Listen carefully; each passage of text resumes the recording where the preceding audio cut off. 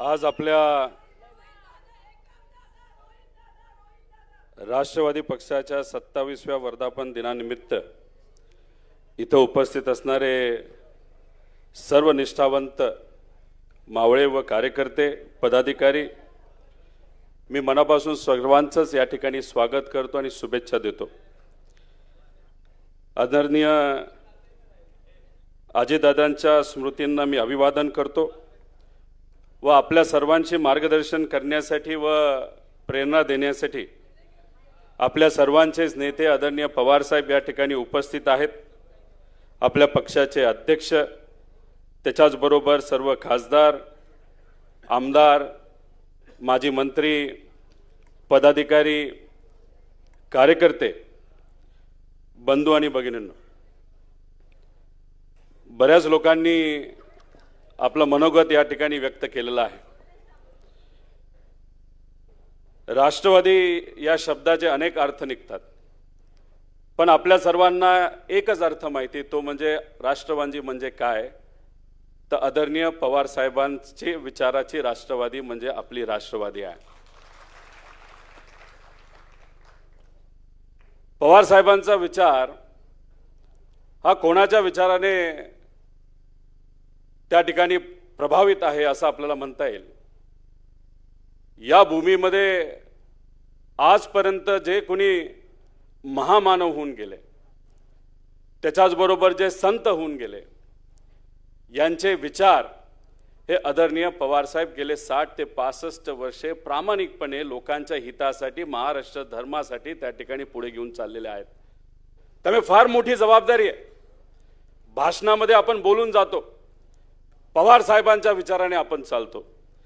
पवार साहेबांचा विचार काय एवढा सोपा आणि साधा समजू नका। पवार साहेबांचा विचार हा खूप मोठा आहे।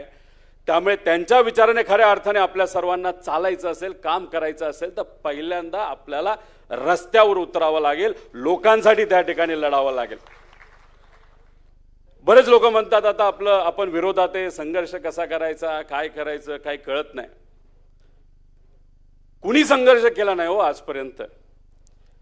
छत्रपती शिवाजी महाराजांना संघर्ष करावा लागला, संत श्रेष्ठ ज्ञानेश्वर महाराजांना त्या ठिकाणी संघर्ष करावा लागला, संत श्री तुकाराम महाराजांना संघर्ष करावा लागला, पुण्यश्लोक अहिल्यादेवींना त्या ठिकाणी संघर्ष करावा लागला, महात्मा फुले असतील, क्रांतिज्योती सावित्रीमाई फुले असतील, विश्वरत्न डॉक्टर बाबासाहेब आंबेडकर असतील, लोकशाही अण्णाभाऊ साठे असतील, या सर्व महामानवांना संघर्ष करावा लागला। खरं तर मगाशी डॉक्टर अमोल कोल्हेंचं भाषण मी ऐकत होतो। काही महिन्यांपूर्वी त्यांच्याशी मी खूप डिटेलमध्ये संवाद साधला। छत्रपती संभाजी राजेंच्या खरे विचार काय होते, त्यांनी संघर्ष काय केला, हा लोकांसमोर खऱ्या अर्थाने कुणी पहिल्यांदा आणला असेल तर ते म्हणजे आपले डॉक्टर कोल्हे। आणि सरळ सोप्या भाषेत टीव्हीवर मालिकेच्या माध्यमातून, आणि त्या सगळ्या मालिका बघितल्यानंतर लोकांना कळालं की खरंच छत्रपती संभाजी राजेंचं कर्तृत्व किती मोठं होतं। आणि मग ती मालिका संपल्यानंतर त्यांनी कुठला विचार हातामध्ये घेतला, तर महात्मा फुले आणि क्रांतिज्योती सावित्रीमाई फुलेंचा विचार हातामध्ये घेतला आणि त्यांनी एक खूप मोठी मालिका तिथं नियोजन केलं। आणि फक्त तिथंच थांबणार आहेत असं नाही, त्यांनी सांगितलं पुण्यश्लोक अहिल्यादेवी होळकरांच्या नावाने सुद्धा त्यांचं जे काय खरं काम आहे ते लोकांसमोर यावं, यासाठी सुद्धा त्यांनी तिथं प्लॅनिंग केलंय आणि छत्रपती शिवाजी महाराजांसाठी सुद्धा त्यांनी तिथं प्लॅनिंग केलंय। पण त्यावेळेस बोलत असताना त्यांनी सांगितलं अनेक अडचणी आणल्या जातात, फंडिंग रोखलं जात आहे, ही मालिका कशी लोकांसमोर येणार नाही, महात्मा फुलेंचे विचार लोकांसमोर कसे जाणार नाही, यासाठी अनेक मोठी ताकदवान लोक तिथं प्रयत्न करत आहेत। पण 4-5 महिन्यापूर्वी आमचं जे संभाषण झालं होतं, मला असं वाटलं की ठीक आहे आता सगळं नॉर्मल चालू आहे, जिथं कुठं जाईल तिथं ही चर्चा आम्हाला ऐकायला मिळते। काही दिवसांपूर्वी माझ्या एका आत्याचं ऑपरेशन झालं, त्यांच्याशी संवाद साधत होतो, त्यांनी म्हणाले की आता चल मला मालिका बघायला जायचं। म्हणलं कुठली, ते म्हणले महात्मा फुले आणि आपले क्रांतिज्योती सावित्रीबाई फुलेंचे डॉक्टर अमोल कोल्हेंची मालिका ती आता मला बघायला जायचंय। म्हणजे रेग्युलरली ही मालिका बघणारे लाखो करोडो लोक आहेत आणि ती मालिका आज जर थांबवली जात असेल तर एक तुम्ही समजून घ्या, फक्त मालिका थांबवलेली जात नाही तर विचार त्या ठिकाणी थांबवण्याचा प्रयत्न काही लोक तिथं करत आहेत. अहो, त्या काळात या महान मानवांनी तिथं परिश्रम घेतले, कष्ट घेतले. एक मनुवादी विचार जो त्या काळामध्ये अशा विचाराला दाबत होता, त्या विचाराच्या विरोधात हे सर्व महामानव लढले. म्हणून आज आपण सर्वजण शिकू शकलो आणि बोलू शकतो. माझी पणजी शिकली, माझी आजी शिकली, माझी आई शिकली, माझी बहीण, माझी पत्नी, आता माझी मुलगी तिथं शिकत आहे. तर हे कोणामुळे असेल तर हे महात्मा फुले आणि क्रांतीज्योती सावित्रीमाई फुलेंमुळे. मला माहित नाही डॉक्टर कोले ही सेवा मान्य करतील का नाही करतील, पण डॉक्टर तुम्ही बोललात की 15 जूनला तुमची मालिका संपते आणि तुम्ही यूट्यूब नाही तर कशाही पद्धतीने तुमची मालिका आणि हे जे विचार आहे महामानवांचे ते पुढे घेऊन चालला आहात.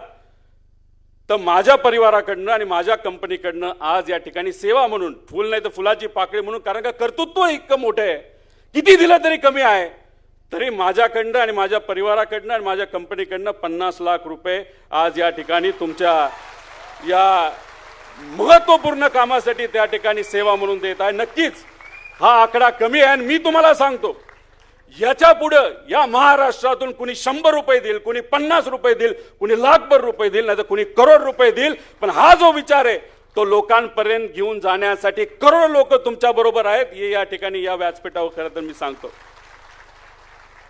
काही दिवसांपूर्वी पुण्यश्लोक अहिल्यादेवी होळकरांची जी जन्मभूमी माझ्या मतदारसंघामध्ये येते तिथं मी गेलो होतो. धांगडधिंगा करणारे काही लोक तिथं होते. पुण्यश्लोक अहिल्यादेवी होळकरांच्या स्मृती समोर राजकीय गाणी लावली होती. आमच्यात वाद झाला, पण आम्ही शांत होतो. आम्ही कोणाला आई बहिणीवरनं शिव्या त्या ठिकाणी दिल्या नाहीत. आणि मग हा वाद झाला, सगळं झालं, चर्चा झाली टीव्हीवर. आणि मग दुसऱ्या दिवशी काही राजकीय नेते आणि सामाजिक कार्यकर्ते तिथे आले आणि म्हणाले, रोहित पवारांना काय अधिकार आहे आमच्या पुण्यश्लोक अहिल्यादेवी होळकरांच्या जन्मभूमीमध्ये येण्याचा. अहो, मला त्यांना सांगायचे, जाती जातीमध्ये आणि धर्माधर्मामध्ये महामानवांना त्या ठिकाणी वाटू नका. पुण्यश्लोक अहिल्यादेवी होळकर ह्या सर्व समाजाच्या जाती धर्माच्या आई समान आहेत आणि आम्हाला अधिकार आहे त्यांच्या विचारावर आणि त्यांच्या कर्तृत्वावर. तसंच क्रांतीज्योती सावित्रीबाई फुले, तसंच आपले जिजाऊ असतील, तसंच इतरही सर्व महामानव हे आपल्या आई समान आहेत. त्यामुळे कुणीही जाती जातीमध्ये धर्माधर्मामध्ये महामानवांना त्या ठिकाणी वाटलं गेलं नाही पाहिजे. त्यामुळे आपल्या तालुक्यात, आपल्या जिल्ह्यात जिथं कुठं आपण कार्यक्रम घ्याल अशा पद्धतीनेच कार्यक्रम घ्या ज्याच्यामध्ये समावेशक विचार त्या ठिकाणी आपल्या सर्वांना बघायला मिळाले पाहिजे. मगाशी महामानवांनी काय संघर्ष केला हे तुम्हाला मी सांगितलं आणि अनेक लोकांनी त्या ठिकाणी सांगितलं. पण आपण ज्या नेतृत्वाकडे बघतो त्या नेतृत्वाने सुद्धा काही कमी संघर्ष केला नाही. अहो, माझं वय 40, पवार साहेबांचा अनुभव 65 वर्षाचा राजकीय आणि सामाजिक मध्ये एवढा मोठा अनुभव हा पवार साहेबांचा. अनेक वर्ष सत्तेत होते, पण अनेक वर्ष विरोधात सुद्धा होते. सत्तेत असताना, मंत्री असताना अनेक लोकहिताच्या, महाराष्ट्राच्या हिताच्या त्या ठिकाणी पॉलिसीज या पवार साहेबांनी त्या ठिकाणी केल्या. आणि विरोधात असताना दुसऱ्या दिवशीपासून घरी न बसता लोकात जाऊन त्या ज्या काय पॉलिसी असतील, जी धोरणं सत्तेत असताना लागू केली ती खऱ्या अर्थाने लोकांपर्यंत पोहोचलीत का नाही पोहोचली बघणारा आपला हा नेता आहे. एवढा मोठा नेता त्या ठिकाणी आहे. आणि त्यांनी संघर्ष खूप, म्हणजे गोवा मुक्ती संग्रामासाठी लहान असताना सुद्धा त्यांनी पहिल्यांदा संघर्ष त्या ठिकाणी केला. 1986 साली सीमा लढ्यामध्ये बेळगावमध्ये जाऊन त्या ठिकाणी तिथं असणाऱ्या मराठी बांधवासाठी लाठी सुद्धा या आपल्या पवार साहेबांनी त्या काळामध्ये तिथं खाल्लेल्या आहेत. त्याच्याबरोबर मंडल आयोगाची अंमलबजावणी करणारा देशात पहिलं राज्य हे आपलं होतं. त्या काळामध्ये सुद्धा काही प्रमाणात राजकीय किंमत ही आदरणीय पवार साहेबांना मोजावी लागली. त्याच्याबरोबर मराठवाडा विद्यापीठाची जर नामांतर असेल, त्याच्याबरोबर महिला आरक्षण, महिला वडिलोपार्जित संपत्तीमध्ये वाटा, असे अनेक काही निर्णय आदरणीय पवार साहेबांनी घेतले. कृषी मंत्री असताना सुद्धा त्यांनी त्या ठिकाणी निर्णय घेतला, महिला आरक्षणाचा निर्णय त्याच्यामध्ये घेतला. आणि या सगळ्या निर्णयामध्ये एक तर ते महाराष्ट्राबद्दल विचार करत होते आणि त्यांनी त्यांच्या पिढीचा फक्त विचार केला नाही तर त्यांच्या पुढच्या पिढीचा केला. कधी पण 10 15 पिढी पुढचा विचार केला, राजकीय किंमत त्यांना मोजावी लागली. पण आदरणीय पवार साहेबांनी राजकारणाचा कधी विचार केला नाही, फक्त आणि फक्त लोकांचा, महाराष्ट्र धर्माचा, महाराष्ट्राचा आणि सामान्य लोकांचा विचार त्या ठिकाणी केला. आज छोटे मोठे काही कार्यकर्ते, सत्तेत असणारे मोठे मोठे नेते आसपास ठेवतात, त्यांना मंत्रिपद देतात, त्यांना बरंच काय ठेवतात. हे बहुजन समाजाचे जे कार्यकर्ते आसपास फक्त आदेशावर काम करतात, आदेश पण त्यांच्या मालकाकडनं आला तो आदेश, ते आदरणीय पवार साहेबांवर खरं तर त्यांची बोलण्याची लायकी नसताना सुद्धा त्या ठिकाणी ते बोलतात. आणि मग मोठा भाजपचा एखादा नेता काय म्हणतो, मी कुठं काय बोललो. आणि पण तुम्ही मोठे नेते आहात, तुमच्या आसपास असणारे हे चार टाळकी जर पवार साहेबांसारख्या मोठ्या नेत्यावर बोलत असतील आणि तुम्ही त्यांना चुप बस असं सुद्धा बोलत नसताल, तर एक गोष्ट मात्र लोकांना कळलेली आहे, बोलता धनी या छोट्या मोठ्या कार्यकर्त्याचं कोण असेल तर या भाजपचा सगळ्यात मोठा नेता जो आहे या महाराष्ट्राचा, खऱ्या अर्थाने ते बोलता धनी आहेत. त्यामुळे अशी लोक आसपास ठेवलेली आहेत. तर मला आपल्या सर्वांना सांगायचंय, आपण किती लहान मोठं पदाधिकारी काय बघायचं नाही. जर आपल्या नेत्यावर कोणी बोलत असेल, आपल्या विचारावर बोलत असेल, मानवांवर बोलत असेल, नाही सामान्य लोकांवर बोलत असेल, 1 असू 2 असू 5 असू 500 असू 5000 असू नाही तर 10,000 असू, आपण आंदोलन करायचं म्हणजे करायचं, रस्त्यावर उतरायचं म्हणजे उतरायचं. अरे आम्ही दोघंच आहे, फोटो नीट येणार नाही, आंदोलन कसं करायचं, काय फरक पडतो त्याला. त्यामुळे आंदोलन आपल्याला करावंच लागेल, रस्त्यावर त्या ठिकाणी खऱ्या अर्थाने आपल्या सर्वांना उतरावंच लागेल. या ठिकाणी मी आपल्या सर्वांना सांगतो, योगायोग बघा, आपल्या या पक्षाला आज 27 वर्ष होत आहेत. पवार साहेब आमदार कधी झाले, 1900, तेव्हा पवार साहेबांचं वय काय होतं, 27. म्हणजे पवार साहेब, म्हणजे आपण सगळेच म्हणतो ते आत्ता सुद्धा 16 वर्षाचे 17 वर्षासारखे एनर्जी घेऊन असतात. म्हणजे या वयामध्ये पवार साहेबांची ऊर्जा आणि ताकद बघा. महाराष्ट्राच्या कानाकोपऱ्यात कुठेही काय टुक वाजलं आणि सामान्य लोकांना अडचण झाली तर पवार साहेब म्हणतात गाडी काढा, मला तिथं जायचं या वयामध्ये. मग 27 वयाचे आदरणीय पवार साहेब असताना त्या काळामध्ये काय असेल हे त्या ठिकाणी आपल्या सगळ्यांना समजून घ्यावं लागेल. आणि एक गोष्ट आहे, तर आपला नेता एवढा धडाडीचा असेल, आपलं वय काही असलं, 10 असू द्या, 15 असू द्या, 25 असू द्या, 30 असू द्या, 100 असू द्या, तरी येत्या काळामध्ये या नेत्याची प्रेरणा घेऊन आपल्याला रस्त्यावर उतरावं लागेल, लोकांसाठी त्या ठिकाणी लढावं लागेल. जर कोणाच्या हातामध्ये काठी असेल तर काठी घेऊन या, पण लढावं तर त्या ठिकाणी आपल्या सर्वांना लागेल, कारण का संघर्ष केल्याशिवाय यश कधी येत नाही. मगाशी खासदार काळे साहेबांनी आपल्याला सांगितलं, असे अनेक उदाहरण आहेत की एक व्यक्ती, एक पार्टी आणि लोकांनी त्या ठिकाणी पाठिंबा दिलेला आहे. अहो आजची देशाची परिस्थिती मी तुम्हाला सांगतो, आर्थिक दृष्टिकोनातून अतिशय हलाखीची झालेली आहे. सुरुवातीला 2014ला या देशावर कुठेतरी 20-25 लाख कोटीचं तिथं लोन होतं. आज आपण 200 का 210 लाख कोटीवर आपलं लोन गेलेलं आहे.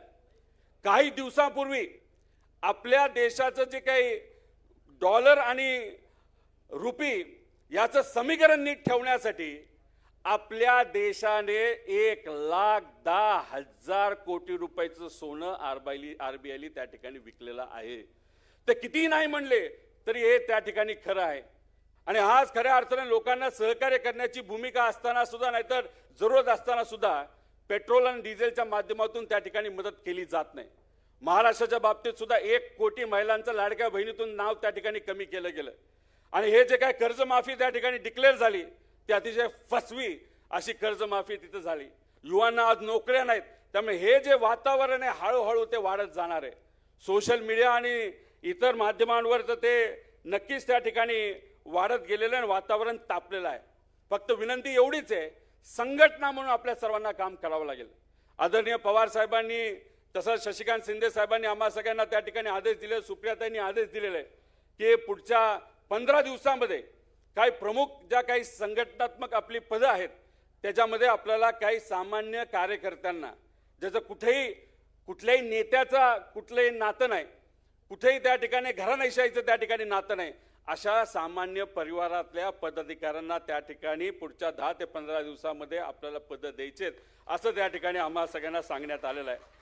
त्याच्याचबरोबर जसे कार्यकर्ते महत्त्वाचे तसे पदाधिकारी महत्त्वाचे, तसंच आदरणीय पवार साहेबांबरोबर प्रामाणिकपणे जे सर्व शिलेदार उभे राहिले त्याच्यामध्ये आदरणीय अनिल देशमुख साहेब आहेत, जयंत पाटील साहेब आहेत, जितेंद्र आव्हाड साहेब आहेत, आपले अध्यक्ष जे नेहमी लोकांच्या हितासाठी आपल्या पार्टीच्या कर्तृत्वासाठी त्या ठिकाणी लढत असतात असे शशिकांतजी शिंदे साहेब आहेत, शिंगणे साहेब आहेत, राजूजी टोपे साहेब आहेत, असे अनेक मान्यवर त्या ठिकाणी आहेत. त्यामुळे हे शिलेदार खंबीरपणे आदरणीय पवार साहेबांच्या पाठीमागे उभे राहिले, कार्यकर्ते उभे राहिलात, तुम्ही उभे राहिलात, म्हणून आज आपली पार्टी त्या ठिकाणी आहे. काही लोक आपल्या बरोबर पूर्वी सत्तेत होते, आज आपल्यापासून वेगळे झालेत, ते फक्त सत्तेत आहेत म्हणून त्यांचे पदाधिकारी कार्यकर्ते त्यांच्या बरोबर आहेत. एकदा ती सत्ता गेली तर त्या पक्षामध्ये कुणीही त्या ठिकाणी राहणार नाही, हे त्या ठिकाणी मी आपल्या सर्वांना इथं सांगतो. पण ह्या निष्ठावंत जे शिलेदार आहेत त्यांना सुद्धा मोठ्या प्रमाणात किंमत ही मोजावी लागली. अनिल देशमुख साहेबांना जेलमध्ये जावं लागलं. बऱ्याच लोकांना वाटत होतं की देशमुख साहेब जेलमध्ये जातील, बाहेर आल्यानंतर म्हणतील भाजप जिंदाबाद. अजिबात नाही. अतिशय निष्ठावंत आणि विचाराला पक्का असणारा हा नेता आदरणीय पवार साहेबांबरोबर त्या ठिकाणी राहिला. मगाशी खडसेताईंनी सांगितलं त्यांच्या परिवारावर, त्यांच्या पतीवर खूप मोठं प्रेशर हे आणलं गेलं होतं. 4 लोक काय करत होते, कदाचित ती फक्त भेट होती आणि त्याला एक पार्टी दाखवली, ड्रग्सची पार्टी, आणि त्यात ह्या परिवारावर प्रेशर आणलं आणि त्यांनी मगालचं उदाहरण त्या ठिकाणी दिले. तरी सुद्धा खडसे परिवार हा आदरणीय पवार साहेबांवर आज सुद्धा त्या ठिकाणी आहेत. ह्या सगळ्या गोष्टी आपल्या सर्वांसाठी अतिशय महत्त्वाच्या आहेत. त्यामुळे जाता जाता मी फक्त आपल्या सर्वांना त्या ठिकाणी एवढंच सांगतो की येणाऱ्या काळामध्ये शेतकऱ्याची कुठली लढाई असो, नाहीतर आपल्या गावात, आपल्या भागात एखाद्या मुलीवर, महिलेवर जर अत्याचार झाला तर तिथल्या दुसऱ्या मिनिटाला आपल्या सर्वांना त्या ठिकाणी जावं लागेल. आपल्या एखाद्या कार्यकर्त्यावर, एखाद्या पदाधिकाऱ्यांवर जर तिथं कारवाई झाली नाही तर पोलीस जर तिथं मदत नसेल करेल, सहकार्य करत नसेल, तर तिथं सुद्धा आपल्याला मोठ्या संख्येने जावं लागेल आणि त्या कार्यकर्त्याच्या पाठीमागे उभं राहावं लागेल. त्यामुळे अनेक असे कार्यकर्ते त्यांच्याबरोबर आपण या अडचणीच्या काळामध्ये त्या ठिकाणी उभं राहिलो. आणि याच्या पुढे सुद्धा जर कोणाला काय वाटलं तर फक्त आपल्या अध्यक्षांना तुम्ही तिथं फोन करा, नेत्यांना फोन करा, नाही तर आम्ही तर आहोतच. जिथं बोलवाल तिथं त्या ठिकाणी आम्ही यायला तयार आहे. त्याच्याचबरोबर कुठल्याही पार्टीचा एखादा आदेश आला, एखादं आंदोलन आलं, आता 2 दिवसानंतर आदरणीय, आता ठीक आहे पवारसाहेब माझ्यावर कदाचित नाराज असतील, सुप्रियाताई नाराज आहे, परिवाराचा एक मी भाग आहे, की अन्नत्याग आंदोलन तू करतोय कशाला. पवारसाहेब नक्कीच तुम्ही मला आधी पण सांगितलेलं आहे, आता परत एकदा कधीतरी सांगाल, उद्या, आज, उद्या, पण मला एवढंच सांगायचंय, तुमच्या विचाराने काम करणारे आम्ही कार्यकर्ते आहोत. या वयामध्ये सुद्धा जर महाराष्ट्रासाठी तुम्ही संघर्ष करत आहात तर या कार्यकर्त्याला त्या ठिकाणी तुम्ही परवानगी द्या. परवा काही झालं तरी तिथं आपण अन्नत्याग आंदोलन करणार, म्हणजे करणार, आमच्या शेतकऱ्यासाठी त्या करणार. कारण खऱ्या अर्थाने पवार साहेबांचा विचार घेऊन आम्ही पुढे जाणार आहोत. शशिकांत शिंदे साहेब असतील, सर्व नेते असतील, आपण सुद्धा, आपण आपापल्या जिल्ह्यामध्ये सुद्धा जिल्हाधिकाऱ्यांना त्या ठिकाणी पत्र द्या. खरंच ही फसवी कर्जमाफी आहे. कारण का आपल्याला सवय कशाची, तर पवार साहेबांनी 72,000 कोटीची सरसकट जी कर्जमाफी दिली त्याची आपल्याला सवय. आणि 2019ला महाविकास आघाडी काळात मध्ये सुद्धा आदरणीय पवार साहेबांच्या मार्गदर्शनाखाली सरसकट जी कर्जमाफी दिली त्याची आपल्याला सवय आहे. त्यामुळे हे जे काय अट बिट आम्हाला कळत नाही, आम्ही तिथं बसणार म्हणजे बसणार. तुम्ही परवानगी द्या, नाहीतर नाही, नका देऊ, पण तिथं बसून आमच्या शेतकऱ्याला तिथं न्याय कसा मिळेल यासाठी आम्ही प्रामाणिकपणे त्या ठिकाणी प्रयत्न करू. आणि आपण प्रामाणिकपणे पुढचे काही दिवस काम करत राहिलो, महिने काम करत राहिलो, कुठली अपेक्षा ठेवू नका. कपडे खराब होत आहेत तर होऊ द्या, जेलमध्ये टाकतायत तर टाकू द्या. आपण गेल्या काही महिन्यांमध्ये कांद्याचं आंदोलन अध्यक्षांच्या मार्गदर्शनाखाली केलं, 2-3 ठिकाणी तिथं केलं. कांद्याचे भाव कुठे 7-8 रुपयाला होते, त्याच्यामध्ये 8 रुपये भाव हे वाढले. तरी अजून हे सरकार कुठेतरी शेतकऱ्याकडे बघत असताना दुजा भावातून त्या ठिकाणी बघतंय. पण पुढच्या 5-6 दिवसामध्ये 24 रुपये कांद्याला भाव कसा जाईल यासाठी संघर्ष आपला कायम त्या ठिकाणी तसाच चालू राहणार आहे. त्याच्याचबरोबर विद्यार्थ्यांचं आंदोलन होतं, युवकांचं आंदोलन होतं. बुलढाण्याला आपण शिंगणे साहेबांनी आपण सगळे तिथं आदिवासी समाजावर अन्याय झाला, तिथं आंदोलनाला गेलो. शिक्षकांचं आंदोलन होतं. त्यामुळे कुठलंही आंदोलन असेल तर तिथं आपल्याला रस्त्यावर या ठिकाणी उतरावं लागेल आणि प्रामाणिकपणे तुम्ही काम करा. एक गोष्ट मात्र त्या ठिकाणी आपल्या सर्वांना सांगतो, 2029ला आपल्या पक्षाला गृहीत घेतल्याशिवाय या राज्यात कधीही त्या ठिकाणी सत्ता येणार नाही, हे मात्र या ठिकाणी आपल्या सर्वांना सांगतो. आणि ती सत्ता सुद्धा आपल्या विचाराचीच त्या ठिकाणी सरकार सत्ता आल्याशिवाय राहणार नाही. आणि ज्यांना थोडीफार भीती वाटते त्यांना सांगतो, ते आपल्याला हरू शकतील, आपल्याला घाबरू शकतील, पण एक मात्र खरं, आपण स्वाभिमानी असल्यामुळे आपल्याला मोडू शकत नाही, हे याद राखा. एवढंच या ठिकाणी सांगतो आणि थांबतो. जय हिंद, जय महाराष्ट्र, जय राष्ट्रवादी.